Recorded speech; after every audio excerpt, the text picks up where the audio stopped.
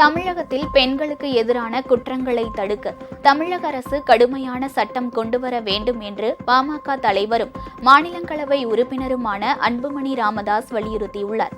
தருமபுரி மாவட்டம் காரிமங்கலம் அருகே ஏரிகளிலிருந்து தண்ணீர் கொண்டு வரும் திட்டத்தை மாநிலங்களவை உறுப்பினர் அன்புமணி ராமதாஸ் துவக்கி வைத்தார்.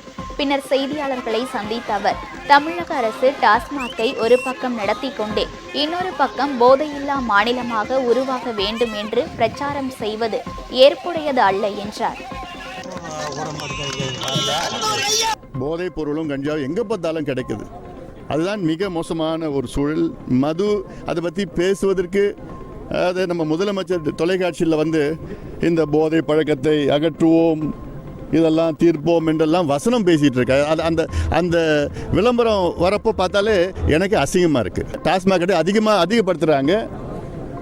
ஆனால் அப்படியே அதே முதலமைச்சர் விளம்பரத்துக்காக போய் போதை, மதுவும் தான் ஒரு போதை, அதனால் எவ்வளோ கோடிக்கணக்கான குடும்பங்கள் அழிஞ்சிருக்கிறாங்க.